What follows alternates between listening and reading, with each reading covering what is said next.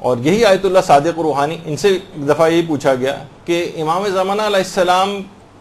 کے سب سے زیادہ قریب ہونے کی راہ کیا ہے، کون سے ایسے اعمال انجام دیں کہ ہم امام زمانہ علیہ السلام سے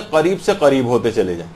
ان میں کچھ اعمال کا تذکرہ انہوں نے کیا، کہا کہ ایک تو روزانہ امام زمانہ علیہ السلام کی کوئی سی بھی زیارت پڑھیں۔ امام زمانہ کی بہت ساری زیارات ہیں، وہ آپ مفاتی کے اندر نکال کر بھی دیکھ سکتی ہیں، آپ نکالیں کسی بھی طرح سے کوئی سی بھی زیارت،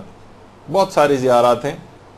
روز امام زمانہ علیہ السلام کی کوئی نہ کوئی زیارت، چاہے وہ مختصر ترین زیارت ہی کیوں نہ ہو، السلام علیکہ یا صاحب العصر والزمان، اتنا بھی کہہ دیں تو یہ بھی مختصر ترین زیارت ہو جائے گی۔ ایک تو یہ روزانہ پڑھیں، اس سے آپ امام زمانہ علیہ السلام کے قریب سے قریب تر ہوتی چلی جائیں گی۔ اور دوسرا یہ کہ قنوت میں دعائے فرج پڑھیں۔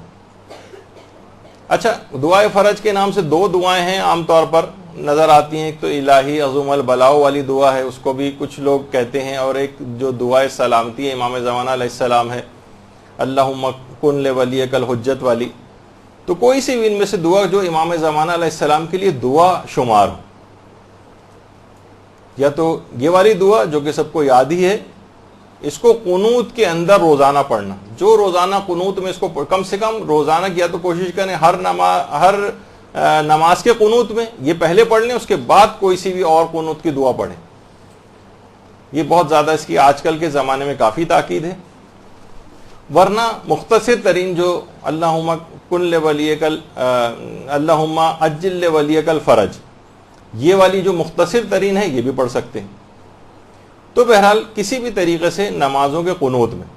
اور آیت اللہ علی آقا قاضی تو ایک جملہ اور فرماتے تھے کہ امام زمانہ علیہ السلام سے اگر کوئی ارتباط اپنا برقرار کرنا چاہتا ہے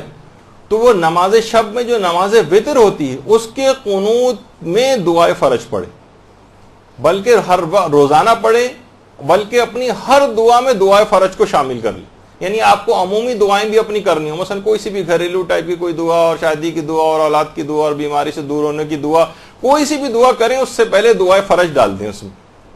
اس دعائے فرج کی برکت سے امام زمانہ علیہ السلام کے لیے دعا کر رہے ہیں، وہ تو پروردگار کو قبول کرنی، اس میں تو تمام موانعات مفقود ہو جاتے ہیں، علماء کہتے ہیں۔ جس وقت امام زمانہ کے لیے آپ دعا کرتی ہیں نا تو تمام رکاوٹیں جو دعا کی قبولیت میں بنتی ہیں، مانع ہوتی ہیں، وہ ساری کی ساری رکاوٹیں دور ہو جاتی ہیں امام کے لیے دعا کرنے کے نتیجے۔ اور خدا کی ذات اس بات سے بہت زیادہ کہیں زیادہ کریم ہے کہ وہ امام زمانہ کے لیے کی گئی دعا کو تو قبول کر لے، اور جو اس کے ساتھ لگی ہوئی دعا ہے اس کو رد کر دے۔ بہت مشکل ہے، پروردگار کی صفت کریمیت جو ہے اس سے بہت بعید ہے یہ بات۔ تو یہ والی دعا ہر دعا کے ساتھ اس کو لگا لیں۔ تو فرماتے ہیں کہ اس طرح سے آپ امام زمانہ علیہ السلام کے بہت قریب ہوتے چلے جائیں گے۔ اور آیت اللہ صادق روحانی ایک بات اور فرماتے ہیں، وہ یہ فرماتے ہیں کہ اپنے اعمال اور اپنی عبادات کو مستقل طور پر حضرت حجت کو ہدیہ کرنے کی عادت ڈال لیں۔ یہ حضرت حجت سے قریب ہونے کا بہت بہترین ذریعہ ہے۔ اور اگر آپ نے فرماتے ہیں کہ اگر آپ نے اس کی عادت ڈال لی تو کچھ ہی عرصے میں آپ کو خود احساس ہو جائے گا کہ آپ امام زمانہ علیہ السلام کے بہت قریب آ گئے۔ اپنے اعمال کو، جو بھی آپ اعمال انجام دیتی ہیں نیک اعمال، اب مثلا آپ نے نماز پڑھی، امام زمانہ کو ہدیہ کر دیا اس کا ثواب۔ آپ نے روزہ رکھا، چاہے واجب روزہ رکھا چاہے مستحب روزہ رکھا، امام زمانہ علیہ السلام کو ہدیہ کر دیا۔ اور نیت یہ رکھیں کہ مثلا یہ جو میں ہدیہ کر رہے ہوں گے امام زمانہ علیہ السلام، یا اس میں 4 معصومین کو بھی آپ ایڈ کر لیں، شہدائے کربلا کو بھی ایڈ کر لیں، اور کہیں کہ نیت دل میں یہ ہو کہ میں ان کو ثواب ہدیہ کر رہی ہوں، اور ان کو ہدیہ کرنے کا بھی جو ثواب ہے،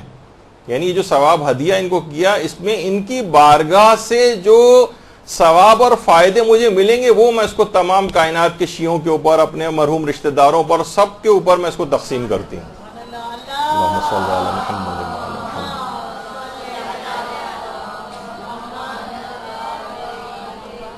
اور آیت اللہ صادق روحانی فرماتے ہیں کہ اس طرح کے تمام اعمال ان کو ہدیہ کرتے چلے جائیں، اور جو بھی آپ اعمال کریں، زیارات پڑھیں، زیارات کے لیے جائیں، کوئی بھی نیک کام آپ نے کیا، کوئی صدقہ دیا، سب کا ثواب امام زمانہ اور 4 معصومین کو ہدیہ کرتے چلے جائیں۔ اور خاص طور پر تلاوت قرآن کا ثواب حضرت حجت کو ضرور ہدیہ کریں۔ خود فرماتے ہیں آیت اللہ صادق روحانی کہ میں روزانہ، اپنے فتوے کے اندر انہوں نے بات لکھی کہ میں روزانہ حضرت معصومہ قم سلام اللہ علیہ، درود بھیجیے محمد علیہ صلی اللہ علیہ وسلم۔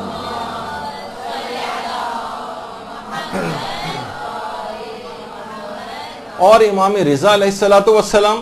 اللہم صلی علی محمد وعلی محمد۔ میں روزانہ ان کی نیابت میں زیارت عاشورہ پڑھتا ہوں،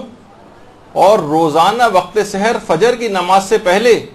میں تمام معصومین کی نیابت میں کچھ تلاوت قرآن کر کے ان کو ہدیہ کرتا ہوں۔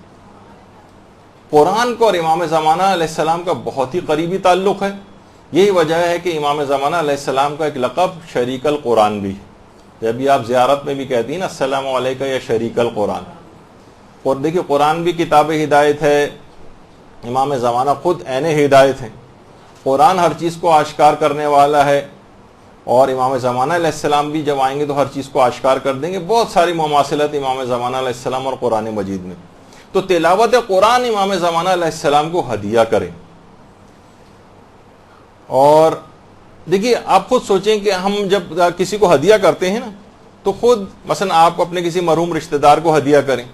تو خود اس ہدیہ کرنے کے بعد بہت سے لوگ یہ سمجھتے ہیں کہ شاید ہمارا ثواب ختم ہو جاتا ہے ہدیہ کرنے سے، اور اس کے پاس چلا جاتا ہے۔ آپ کا ثواب دگنا ہو جاتا ہے، بلکہ 10 گنا ہو جاتا ہے، بلکہ نہ جانے کتنے گنا ہو جاتا ہے دوسروں کو ہدیہ کرنے سے۔ تو علماء فرماتے ہیں سوچیے کہ جب آپ عام شخص کو جب ہدیہ کر رہے ہیں ثواب، اس کے اجر و ثواب کی کوئی انتہا نہیں، تو امام زمانہ علیہ السلام کو اگر ہدیہ کریں، اس کی تو کوئی تصور میں نہیں لا سکتا کہ کتنا اس کو جو ہے اس کا ثواب ملے گا۔ اور باقاعدہ مکیال المکارم میں بھی آیت اللہ تقی اصفہانی نے اس واقعے کو لکھا ہے، اور رسول کافی سے اس کو نقل کیا ہے کہ ایک شخص آیا امام کے پاس، امام موسیٰ کاظم علیہ الصلوۃ والسلام کی خدمت،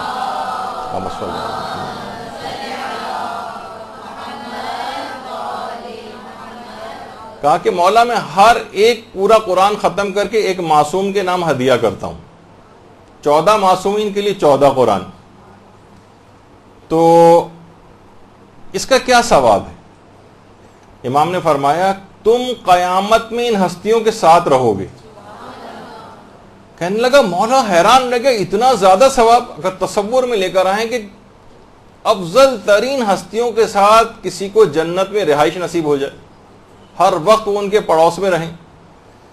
کہا کہ مولا اتنا زیادہ ثواب؟ امام موسیٰ کاظم علیہ السلام نے روایت میں 3 مرتبہ فرمایا ہاں ہاں ہاں ان کے ساتھ تم جو ہے جنت میں رہو گے۔ تو جب یہ علماء فرماتے ہیں کہ روزانہ کی بنیاد پر تلاوت قرآن کچھ نہ کچھ جو بھی آپ سے ہو سکے، شعبان میں تو ویسے بھی بہت زیادہ تلاوت قرآن کی تاکید ہے، دستور العمل وغیرہ کے اندر علماء نے بتایا، بہت سے علماء تو ایک پارہ روزانہ کم سے کم صرف شعبان کے مہینے میں ہی ریکمینڈ کرتے ہیں کہ پڑھنا چاہیے، اور رمضان میں تو لوگ ماشاءاللہ سے ویسا قرآن ختم کرتے ہی ہیں۔ تو اس طرح سے امام زمانہ علیہ السلام کی خدمت، تو یہ بھی آیت اللہ صادق روحانی سے انہوں نے بلکہ اس بات کو ذکر کیا کہ دیکھیے اگرچہ دیدار امام زمانہ علیہ السلام، ان کے چہرے کی زیارت بالا ترین افتخار ہے، اس میں کوئی شبہ نہیں، لیکن فرماتے اس سے آگے کی بھی کچھ منزلوں کی طرف مومنین کو جانا چاہیے۔ مثلا امام کی رضایت حاصل کرنے کی کوشش کرنا، مثلا امام علیہ السلام کی دعائیں لینے کی کوشش کرنا، ایسے اعمال انجام دے کہ امام آپ کو دعا دیں، امام زمانہ علیہ السلام کے الطاف اور عنایات کو حاصل کرنے کی کوشش کرنا، اس کی فکر کرنی چاہیے۔ اور فرماتے ہیں اس کے لیے لازمی شرط ہے کہ انسان اپنے نفس کو پاکیزہ بنائے، اخلاق حسنہ سے اپنے آپ کو آراستہ کرے، اس کے بغیر اس راہ کو حاصل کرنا بہت مشکل ہے۔ برحمتك يا أرحم الراحمين وصلى الله على محمد وآله